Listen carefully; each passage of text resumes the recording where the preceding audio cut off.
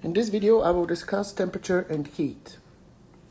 In our everyday life, the concepts of temperature and heat are very important for all kinds of applications, and we encounter many examples of those quantities presenting themselves to us. For example, the weather patterns are a result of changes in temperature of the Earth's atmosphere, and consequently exchange of heat between the atmosphere and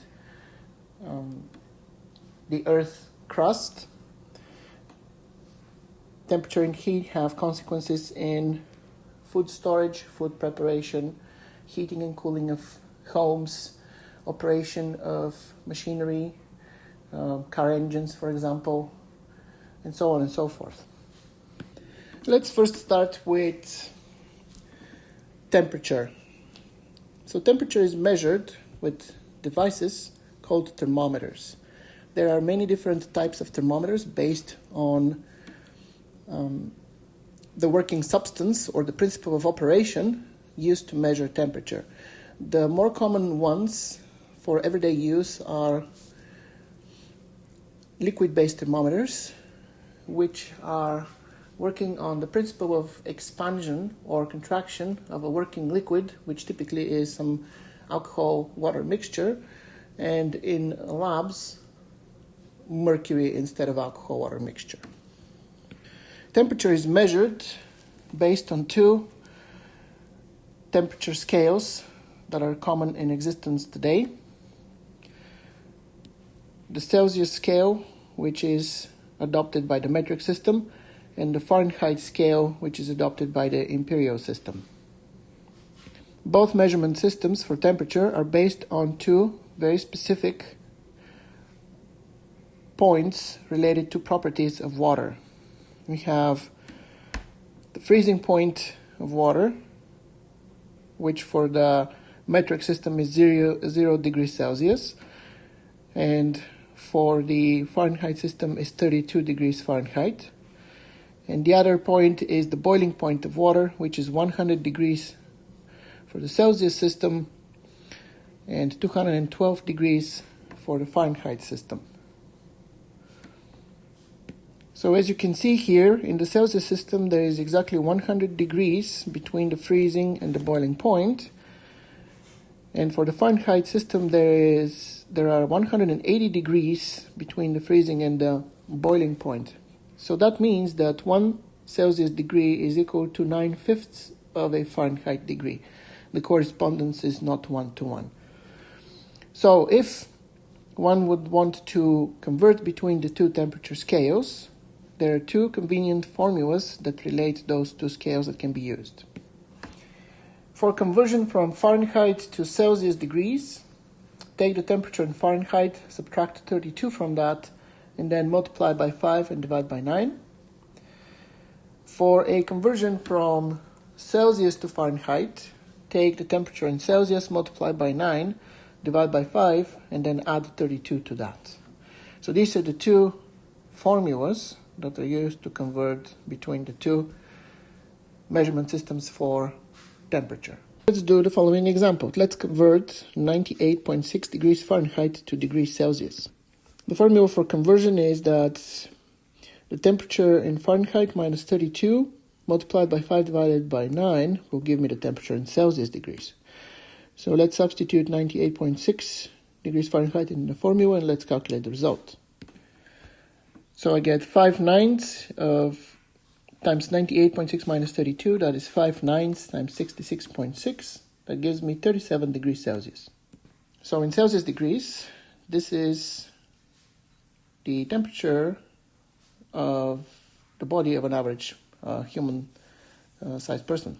Let's do one more example. Let's convert negative 20 degrees Celsius to Fahrenheit. The conversion formula states that the temperature in Fahrenheit will be equal to 9/5 the temperature in Celsius plus 32. Let's substitute negative 20 in the formula and let's see what we get.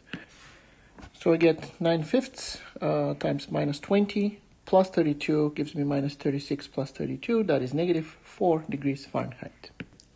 The Fahrenheit and the Celsius scales are very popular and very commonly used in everyday life because the way that they are defined makes it very convenient to measure and describe typical ranges of temperatures that we are used to deal with.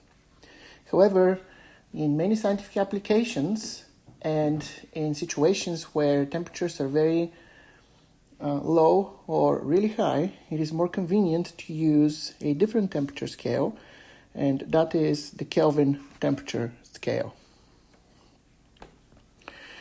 The Kelvin temperature scale is also known as the absolute temperature scale because it turns out that measuring the lowest possible temperature that can exist in nature gives us a 0 on the Kelvin temperature scale, and that is how it's defined, which corresponds to negative 273.15 degrees Celsius.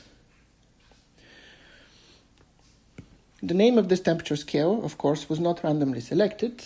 It was introduced by the Scottish physicist William Thomson, also known as Lord Kelvin. So he was able to define this temperature scale in terms of lowest possible temperature achievable, and thus his name is used for this scale. So again, the lowest possible temperature that can be achieved in nature, that can exist in nature, is the absolute 0. There is no lower than that, and that is the 0 of the Kelvin temperature scale. The Kelvin temperature scale is related to the Celsius scale, and on the Celsius scale, the absolute 0 temperature corresponds to negative 273.15 degrees. The symbol for temperature in the Kelvin temperature scale is K, and the relationship between temperatures in the Kelvin scale and the Celsius scale is given by this formula here. So the temperature in Kelvin is equal to the temperature in Celsius plus 273.15. So the reason why we use Kelvin apart from the Celsius scale is that for the definition of certain thermodynamic properties related to operations of engines and calculation of various physical quantities, the temperature in Celsius degrees does not give a proper result. These results are not accurate. However, if a switch is made using this conversion formula to Kelvin, the Kelvin temperature scale, then those physical quantities are defined properly and calculations with those yield correct results. For example, in the chapter on thermodynamics, when I discuss heat engines, the concept of efficiency will require conversions of temperatures from Celsius to Kelvin in order to achieve correct results. Many materials have properties that are dependent on the temperature of these materials. For example, for metals, with increase in temperature, the resistance to conducting electricity increases. With decrease of temperature, the resistance to conducting electricity decreases. So when metals are colder or cooler, it's easier to conduct electricity through them compared to when they are hotter. For various rubbers and plastics, when they are at lower temperatures, they are less elastic, less flexible, and more brittle, as opposed to at higher temperatures, they are more pliable, more flexible, less brittle. One important property of solids is the linear thermal expansion. So for normal solids, if we have, let's say, a piece of metal bar at some initial temperature T0, this metal bar will have some length L0. However, if the temperature of the bar is increased by the amount delta T, then the length of the bar will change by the amount delta L. Of course, if the temperature of the bar is decreased by delta T, then the length of the bar will decrease by the amount delta L. If I take two identical metal bars with starting length L0 and increase their temperatures by the same amount delta T, then their lengths will increase by the same amount delta L. Then if I had a bar that had double the length of each of the original bars, and I had it at that same initial temperature T0 and increased the temperature by the same amount delta T, then the change in length of that new bar would be double the change of length of each individual bar.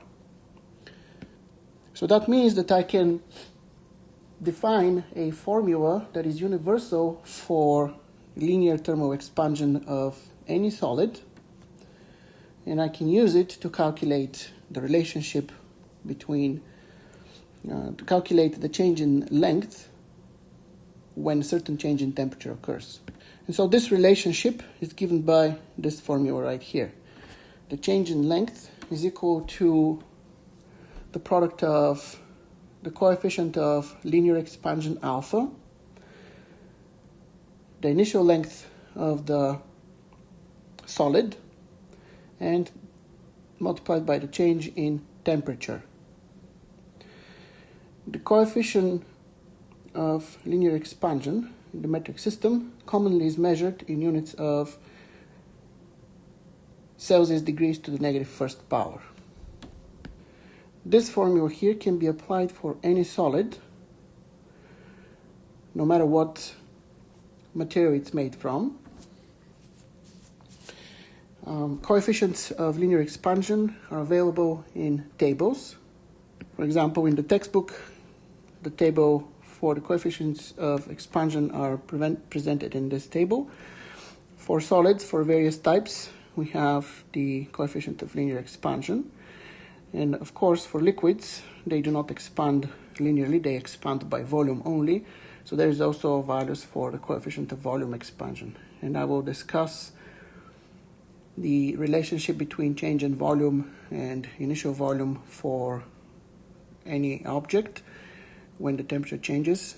The relationship between those things in the next few slides. So first, let's look at one example of the application of the formula for linear expansion.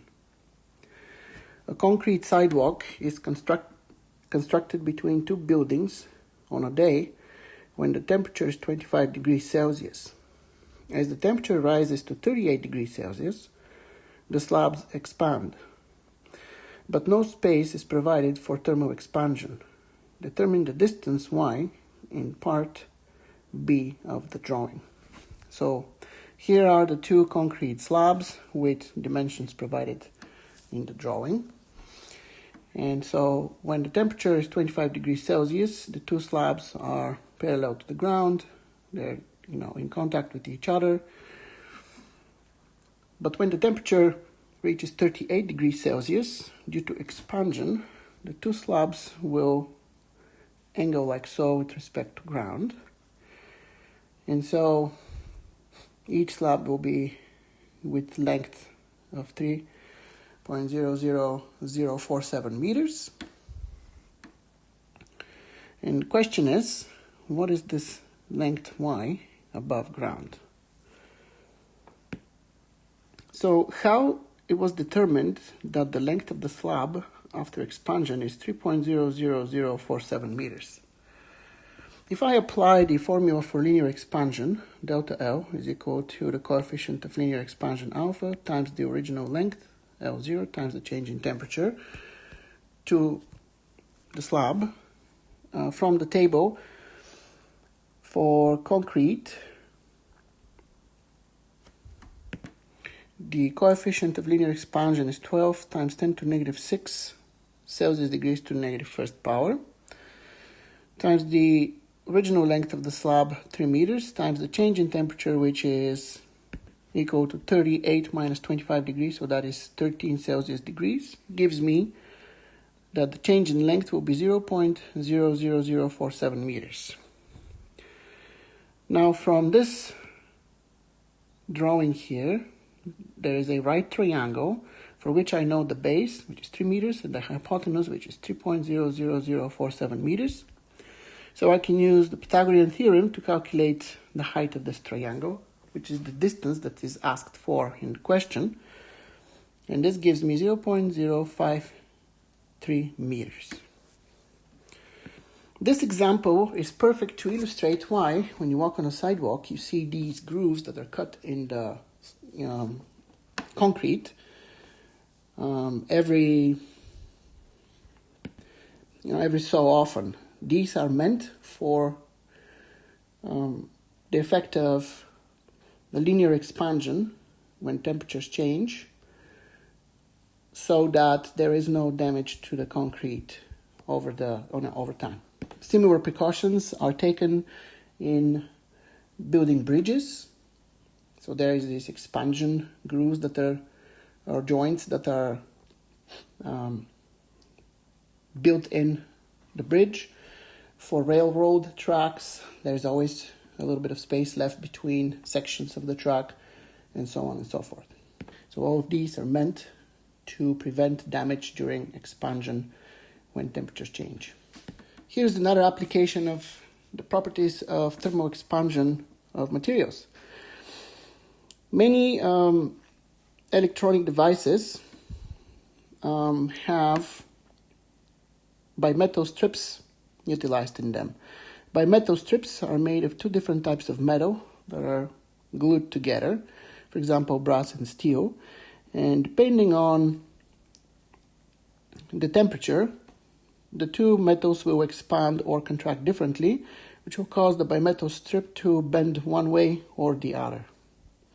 So this can be used for circuit breakers or switches for temperature controllers based on the programming of the particular device in use. So for example, here we have an electric kettle where water is being heated, and so electricity comes in through the power cord, runs through the circuit here. The switch here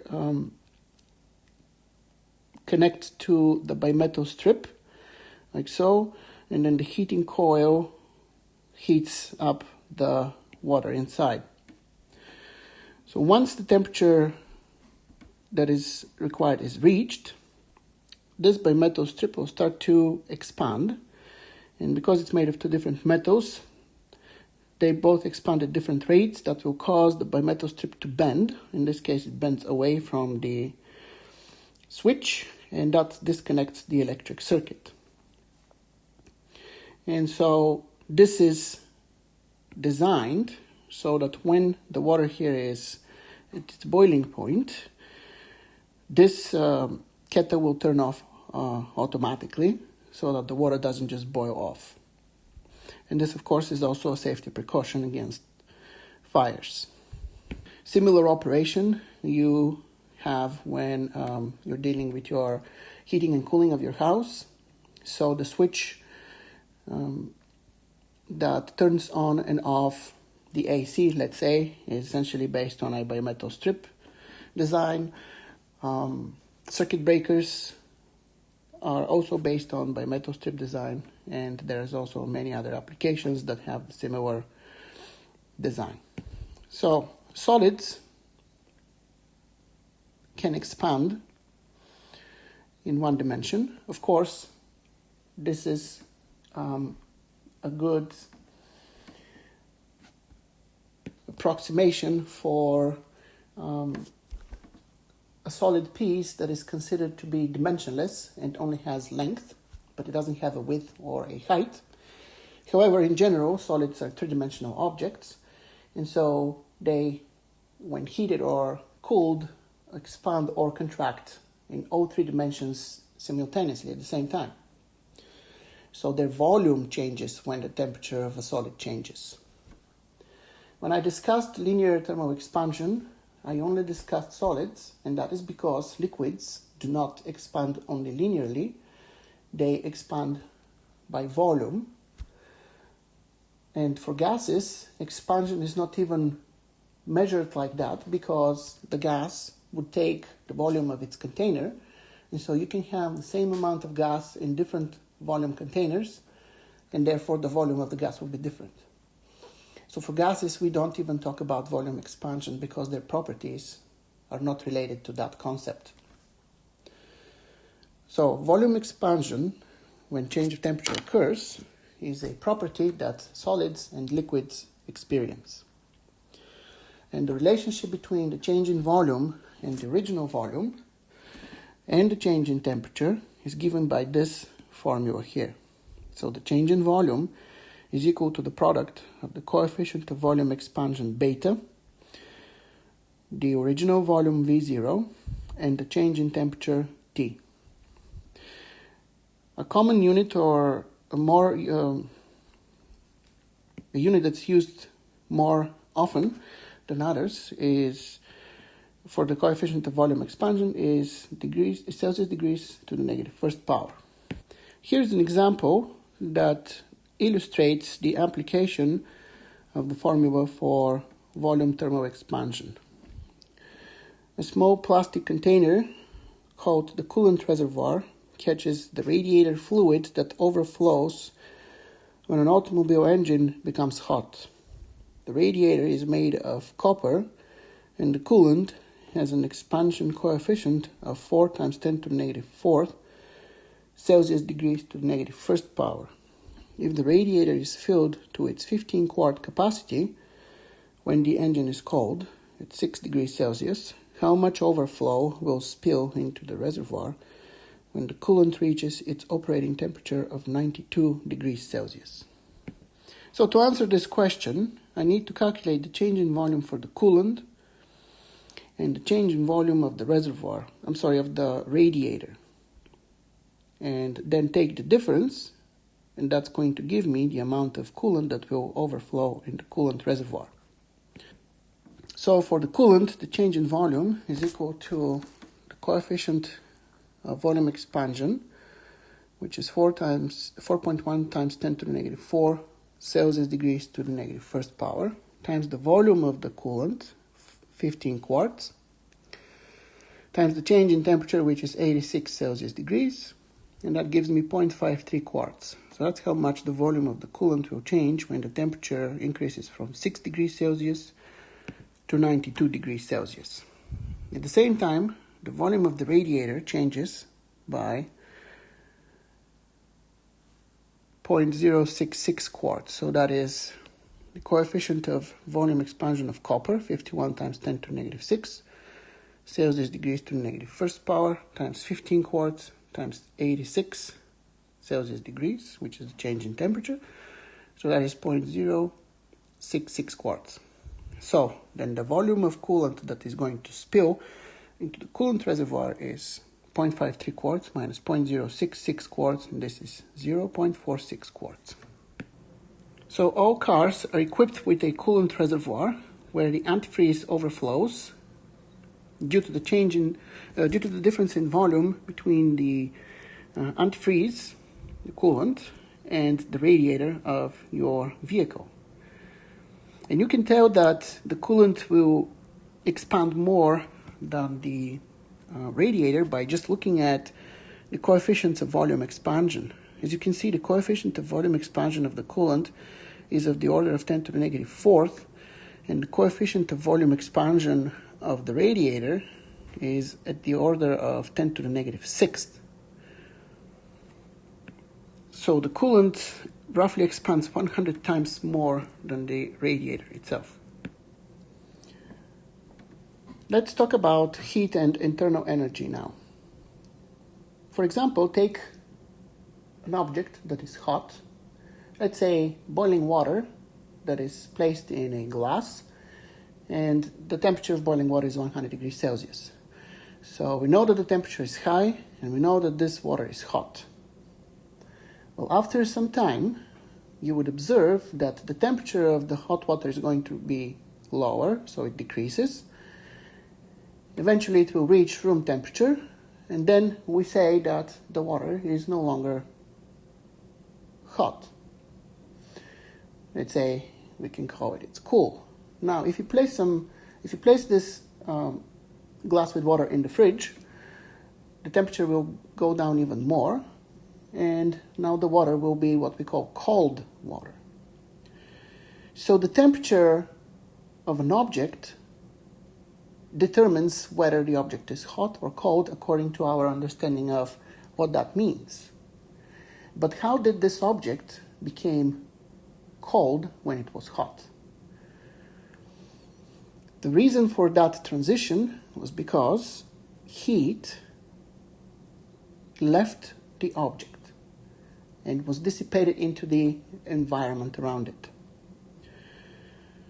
Heat is defined as the energy that flows from a higher temperature object to a lower temperature object because of difference in temperatures. And this can be demonstrated by taking two identical objects, for example, two identical cubes made of steel, one, let's say, at 100 degrees temperature, the other one at room temperature.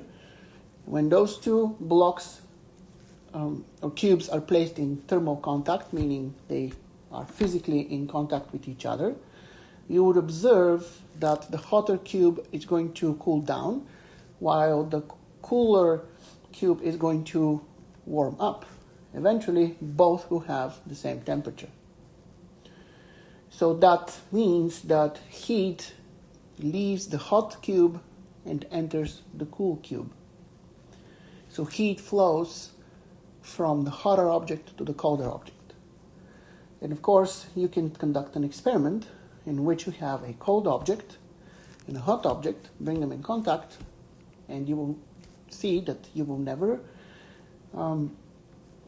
achieve a result in which the cold object becomes colder and the hot object becomes hotter due to heat flow from the cold object towards the hot object. So the direction of heat flow is always from the hot object to the cold object. That is the natural direction of flow of heat energy. The heat that flows from hot to cold originates in the internal energy of the hot substance. So what is the internal energy of the hot substance exactly? For a solid, that will be the energy with which the molecules or the atoms from which the solid is made are oscillating about their equilibrium positions. So the hotter the object, the higher the energy of oscillations, the higher the internal energy of that object. For gases, the internal energy is contained in the kinetic energy of motion of the molecules of the gas, the potential energies of interaction between the individual molecules, rotational kinetic energies of the molecules, and vibrational energies of the molecules. So for gases, the internal energy is a more complex quantity compared to solids. However, for either type of substance, the internal energy is associated with some energy property of the molecules or atoms or the building blocks of those substances. So in this sense, it is incorrect to say that heat is stored in a substance. What is stored, if you will, is the internal energy of the substance. And so then how is the heat transferred from an object with higher internal energy or hotter object towards an object with lower internal energy or colder object? For solids, that happens through mechanical collisions between the atoms or molecules of the hotter solid and the colder solid. So through those collisions, the internal energy of the hotter object is being transferred towards the internal energy of the colder object until both energies are the same. At this point, transfer doesn't occur anymore. For fluids, the transfer of energy happens through introducing heat in the system and causing the molecules that are closer to the heat source to move faster and faster and faster. That puts them, that makes them go away or makes them move away from the heat source. And then in the empty space closer to the heat source, molecules that were initially further away will come closer due to just their random nature of motion. They will receive more kinetic energy, more rotational energy, more vibrational energy. They will move away. Others will come in. They will receive more energy, move away. And so you can think of the way that heat is transferred inside a liquid or gas as a current that sort of circulates inside this fluid. And so this is known as convection current. So let's illustrate these concepts of heat transfer for solids and for fluids with two simple drawings. So here's a piece of metal.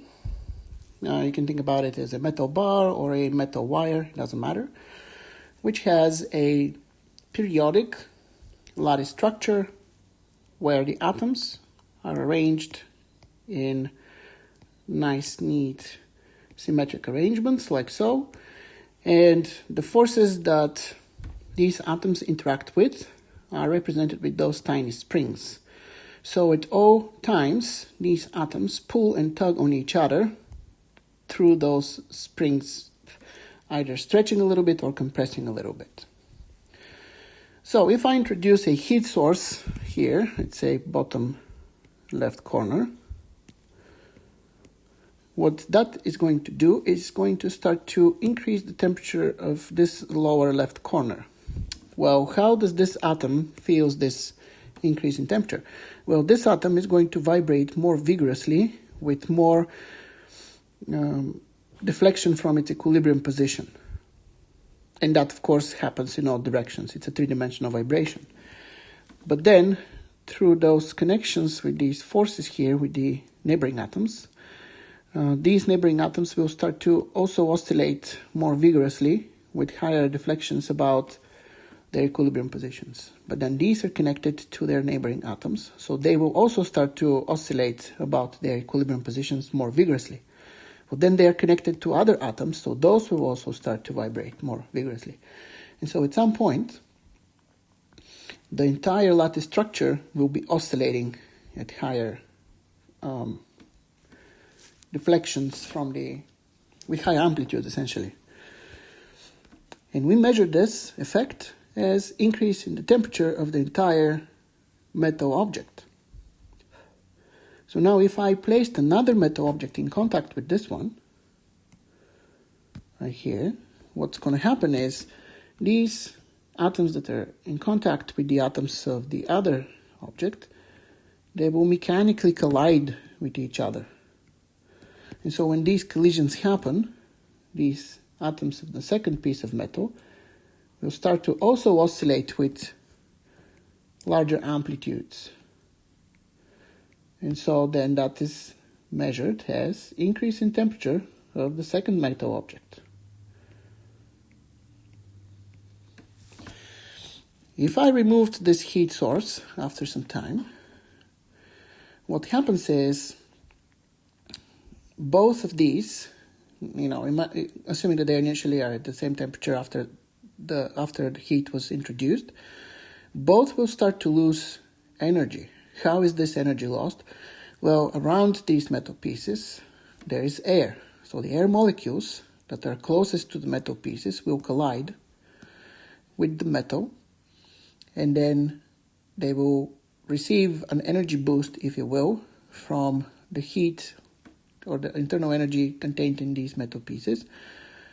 And so as the air molecules gain energy, the metal pieces lose energy.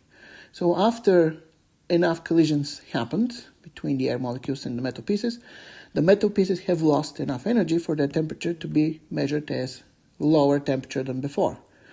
And then eventually, after long enough time, the temperature of the air around the metal pieces and the metal pieces will be the same, at which point no longer there will be exchanging heat. between the two substances, air and the metal from which these wires were made.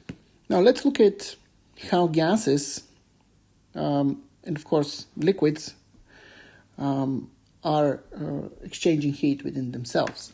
So this is a container here that is closed, and let's fill it with some gas.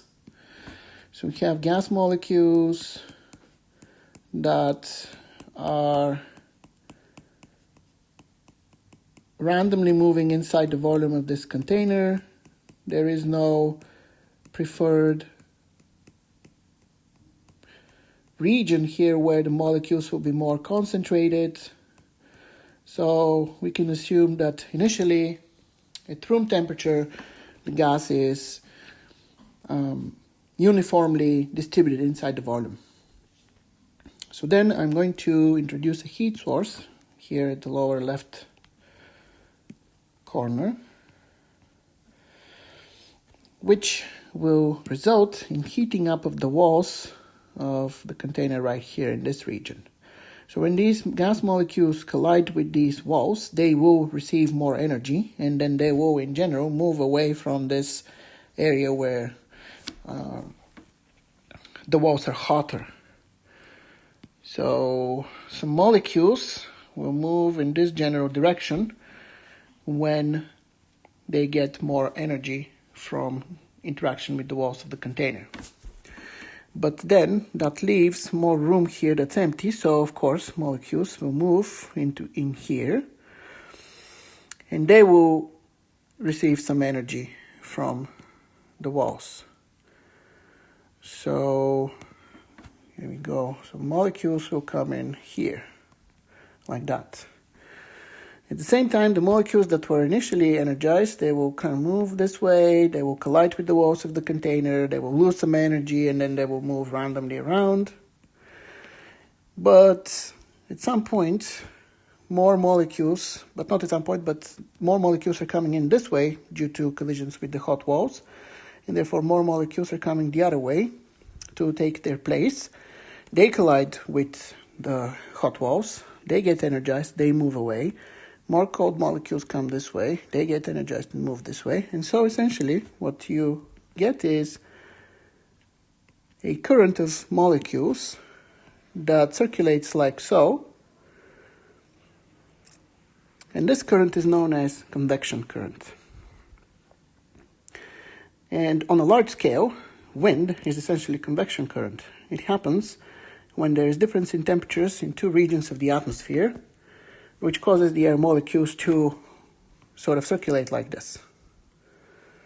So this is the mechanism of heat transfer inside fluids, so gases and liquids.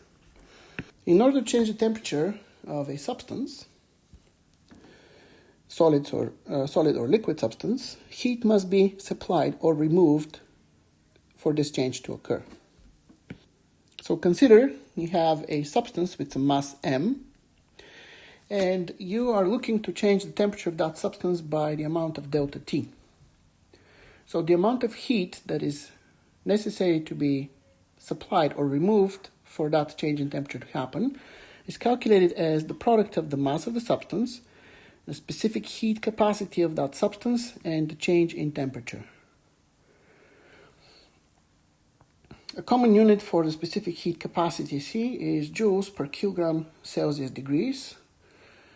And this amount of heat will be either a positive number or a negative number depending on the change in temperature. So for example, if the substance starts with low temperature and then the temperature is increased, this change in temperature here is positive, and therefore the amount of heat will be positive. What does that mean? It means that in order to change the temperature of this substance from lower to higher, heat must be added to the substance. So that's why a positive quantity. However, if the change in temperature is negative, meaning the initial temperature is higher than the final temperature, then this amount of heat will be a negative number. What does that mean physically? It means that in order for the temperature to decrease, heat must be removed from the substance. So that means negative change in temperature, and that is a negative amount of heat. So when heat is added to a substance to increase its temperature, that amount is positive. When heat is removed, that amount is negative. So it's important to keep track of the signs of the amounts of heat added or removed in order to get your results correct when you do calculations. In this table, the specific heat capacity is presented for various substances. And as you can see, each substance has its own specific heat capacity. And so the specific heat capacity is actually a good identifier for various substances. No two substances have the same exact specific heat capacity. Let's look at the following example, illustrating the application of the definition of heat. In a half hour, a 65 kilogram jogger can generate 8 times 10 to the 5th joules of heat. This heat is removed from the body by a variety of means, including the body's own temperature regulating mechanisms. If the heat were not removed, how much would the body temperature increase? So we know that the amount of heat necessary for a specific change in temperature is calculated as the product of the mass of the substance times the specific heat capacity times the change in temperature. From the table on the previous page, we see that for the average human body at standard body temperature of 37 degrees Celsius, the specific heat capacity is 3,500 joules per kilogram degrees Celsius. So rearranging the terms in the formula to solve for the change in temperature gives me Q divided by M times C. So that is 8 times 10 to the 5th joules divided by 65 kilograms times 3,500 joules per kilogram degrees Celsius, which gives me that the change in temperature will be 3.5 Celsius degrees. So if this jogger didn't lose any heat while running, they would feel as if they had fever, because 37 plus 3.5, that is 40.5 degrees Celsius. That is equal to 102.9 degrees Fahrenheit. That's as if you're having fever. Since heat is defined as energy flow between hotter and colder objects, heat is measured in joules. However, there is another unit that is used historically for heat, and that is the calorie. And 1 calorie is defined as the amount of heat necessary to heat up 1 gram of water by 1 degree Celsius. Another unit that is also used is the kilocalorie, which is equal to 1,000 calories, and this is the amount of heat necessary to heat up 1 kilogram of water by 1 degree Celsius. So what is the relationship between calories and joules, or kilocalories and joules? This relationship was discovered by James Joule, hence the units joules that are used for energy and work. And what he did was the following experiment. James Joule took a vessel and filled it with water, and then inserted a post or a shaft equipped with some paddles, and then he connected the free end of the shaft with a hanging mass, and when the mass would fall down towards ground, that will cause this shaft here to rotate. That would agitate the water inside the vessel. Well, what James Joule found was that the temperature of the water increased as the mass fell to the ground. That meant that there was some sort of relationship between the work done by the gravitational force on this mass and the heat energy that was transferred to the water. And this relationship is known as mechanical equivalent of heat. The mechanical equivalent of heat states that 1 calorie of heat is equal to 4.186 joules of work. And 1 kilocalorie of heat is equal to 4,186 joules of work. This relationship is important to remember, and you must add this to your formula sheets for reference when you do tests. When heat is transferred between a hot and a cold object, it is possible to measure the exact amount of heat transferred if there is no contact with the surroundings of the system of two objects. The subject of thermophysics that deals with those measurements is called calorimetry. So here is an example of a simple device known as calorimeter, which is used to measure the amount of heat transferred between a hot and a cold object. So we have a piece of unknown material that is submerged in a vessel filled with some water. And if this material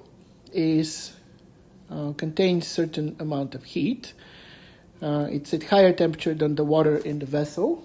When this material is submerged in this vessel, some of the heat energy is going to be transferred to the water, and then the temperature of that water can be measured. And then a calculation can be performed to identify how much heat was transferred from this material to the water. So for this measurement to be successful, the requirement is that the system, which is the water, the glass vessel, the thermometer, and this unknown material, that system must be isolated from the surroundings. So the calorimeter has a insulating wall that prevents heat exchange with the outside of the system. And so based on the measurements of the initial temperature of the water and the material, the final temperature of the water and the material, and the properties of water and glass, one could calculate how much heat was released by this unknown material to the water. From that calculation, one could also calculate what type of material that is, or identify what type of material that is, by calculating the specific heat capacity of that material. Here's an example that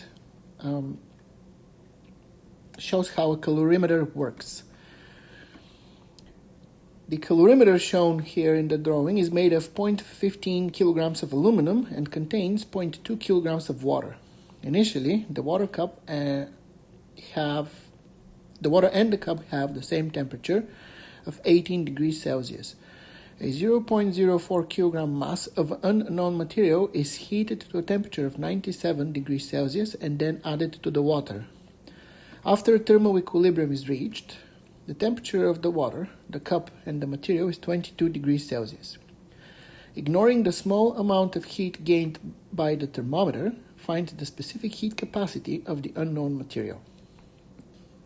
So the heat that is contained, the heat energy that the unknown material is going to release into the calorimeter is going to go towards heating up the calorimeter and heating up the water in the calorimeter. When all of these three members of the system have the same temperature, then thermal equilibrium is reached and no longer heat exchange is happening. So that means that the amount of heat that the unknown material is going to lose will be equal to the amount of heat that the water in the calorimeter will receive, plus the amount of heat that the aluminum, the material from which the calorimeter is made, will receive. So from this, I can solve for the specific heat of the unknown material, which gives me this relationship. Now, I know the masses of the water, of the aluminum and the water. I know the specific heats of aluminum and water, and I know the change in temperature of aluminum and water. I also, of course, know the mass of the unknown material, and I know the change in temperature of the unknown material. So when I plug in all these numbers here, the result is that the specific heat of the unknown material is 1300 joules per kilogram Celsius degree. So that corresponds to That corresponds to wood pulp type of material. There are situations in which the addition or removal of heat does not cause temperature change. Those situations are situations where a certain substance changes phase, which means it transitions from a solid into liquid state, or from liquid state to gaseous state, or the other way around, from gaseous to liquid state, from liquid state to solid state, or from gaseous state to solid, so on and so forth.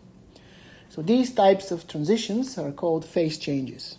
And so during a phase change, the temperature of the substance remains constant, even though heat is being exchanged for the change to happen. Here in this drawing are shown all the possible changes of phase between various states of matter. So solid can sublimate into gas, and then gas can condense back into solid. So this is a reversible process. Solid can melt into liquid, liquid can be frozen into a solid, also a reversible process. Liquid can evaporate into gas, and gas can condense into liquid, reversible process. For all of these processes, in either direction, the same amount of heat is exchanged, either added or removed, depending on which direction the phase change is happening. However, during those transitions, the temperature of the mixture remains constant. So here is a plot of temperature versus heat for the transitions of water. So if we start with ice, ice is obviously a solid. When it reaches 0 degrees Celsius, it starts to melt. During that melting process, ice remains at 0 degrees temperature. Only after all of the ice has melted, the temperature of the water now starts to rise. So as heat is being added, the temperature starts to rise until it reaches a boiling point. At that moment, no matter how much heat is being added to the boiling water, the temperature of the boiling water will remain the same. It will be at 100 degrees Celsius. Only after all of the water has boiled and turned into steam or water vapor will the temperature of that steam or water vapor start to increase again. So during those transition periods here, or sections, where we have phase change, we have a mixture at the same time of here ice and water, and here boiling water and steam. The mixture is at the temperature of transition, which is 0 degrees Celsius for ice-water mixture and 100 degrees Celsius for water and steam mixture. So the same applies for any other substance, except for these temperatures, of course, will be something else. So the most important takeaway here is that during phase transition, the temperature of the mixture where the two phases coexist is constant. So for example, if you grab some ice and you put it in water, once the temperature equilibrates, you will find out that the ice-water mixture is at 0 degrees Celsius. And now, of course, if you let it be for a while, heat is going to be absorbed from the surroundings. That is going to cause the ice to melt. And once the melting has stopped, now the temperature of the water only will start to increase.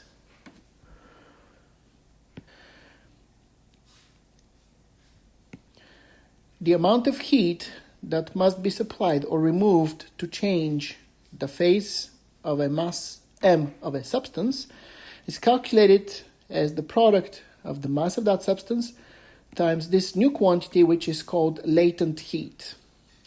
This quantity, latent heat, has different values depending on the type of phase change that this substance is undergoing. Latent heat is measured in units of joules per kilogram. And here is a table with latent heat of fusion, which is the latent heat necessary for phase change from liquid to solid or solid to liquid.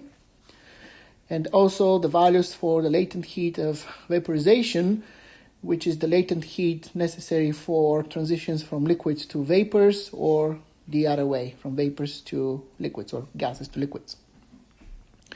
So depending on the phase transition from liquid to solid or solid to liquid, we talk about latent heat diffusion. And if we have transition from liquid to gas or from gas to liquid, we talk about latent heat of vaporization. And so these are the values for those two types of latent heat for several different substances. So if you're calculating how much heat was necessary to melt certain amount of, let's say, copper, for the latent heat here, you would use latent heat of fusion, and for copper, that is 20.7 times 10 to the fourth.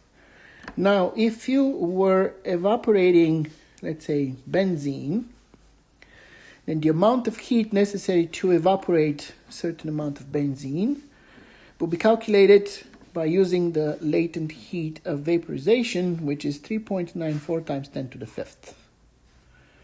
Here is an example that illustrates the concept of latent heat.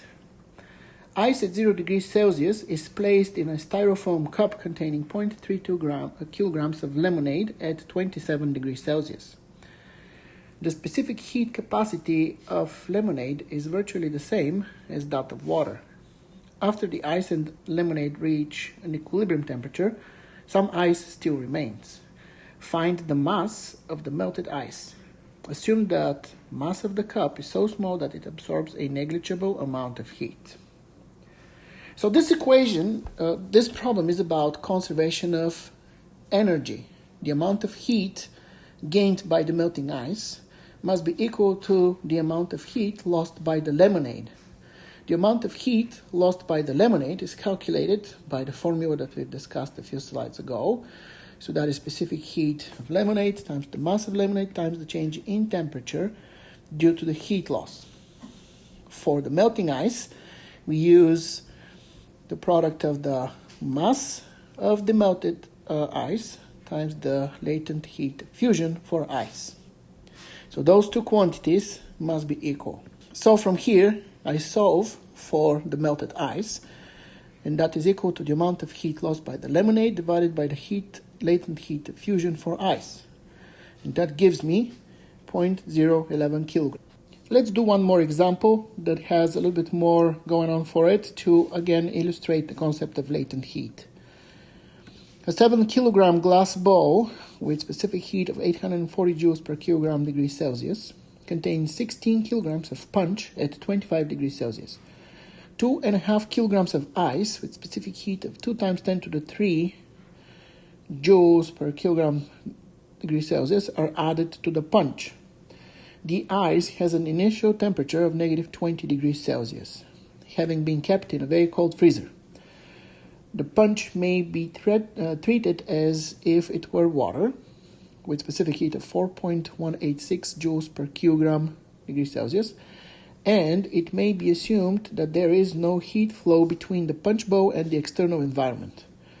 The latent heat of fusion of water is 3.35 times 10 to the fifth joules per kilogram. When thermal equilibrium is reached, all the ice has melted, and the final temperature of the mixture is above 0 degrees Celsius. Determine this temperature. So this is a problem, again, about conservation of energy. The amount of heat that was lost is equal to the amount of heat that was gained. So let's see what the gained heat is. Where does it go? So the gained heat is first by the ice in warming up to the melting point. Second by the ice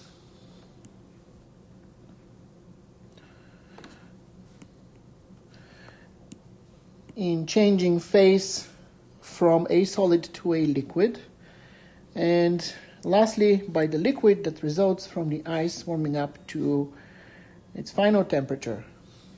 The heat is lost by the punch and also by the bowl, and both are cooling down as they are losing heat. Now let's calculate the amounts of heat corresponding to each of those situations. So the heat gained by the ice warming up to 0 degrees Celsius is calculated as the product of the mass of the ice times specific heat of ice times the change in temperature. So substituting the values provided in the problem, that gives us 2 times 10 to the third joules per kilogram Celsius times 2.5 kilograms times 0 minus 20 degrees Celsius, that is equal to 1 times 10 to the fifth joules. Now let's calculate the next one, which is the heat gained when the ice melts at 0 degrees Celsius. So this is a phase transition. So the heat that is gained by the ice when it melts at 0 degrees Celsius, 0 degrees Celsius, is calculated as the product of mass of ice times the latent heat diffusion for ice. So that gives us 2.5 kilograms times 3.35 times 10 to the fifth joules per kilogram, and that is 8.38 times 10 to the fifth joules. Next, let's calculate the heat gained when the melted ice, which is now liquid, warms up to a final temperature of T, which is what we are looking for, that final temperature T. So that amount of heat, QC, is equal to the mass of ice times the specific heat of water. Remember, the ice has melted, so it's liquid now, meaning water, times the change in temperature. So that amount of heat is equal to 2.5 kilograms times 4,186 joules per kilogram degree Celsius, that's the specific heat of water, times T minus 0 degrees Celsius, that's the temperature difference. I'm done with the heat gained portion of the calculation. Now let's look at the heat lost portion of the calculation. So first we have the heat lost when the punch cools down to a temperature T. So that is calculated as the mass of punch times the specific heat of water times the change in temperature. So that gives me 16 kilograms times 4,186 joules per kilogram degree Celsius times 25 degrees Celsius minus T. And finally, I need to also calculate the heat lost by the bowl when it cools to temperature T. So that heat is equal to the mass of the bowl times the specific heat of the bowl times the change in temperature. This gives me 7 kilograms times 840 joules per kilogram degree Celsius times 25 degrees Celsius minus T. The bowl and the punch both start at the same temperature, 25 degrees Celsius, and both end at the same temperature, T. So now conservation of energy requires that all the amount of heat gained, the calculated amount of heat in points A, B, and C, added together must be equal to the amount of heat lost calculated in D and E. So again, the amount of heat gained, QA plus QB plus QT, must be equal to the amount of heat lost, which is QD plus QE. So from here, I can solve for the final temperature T.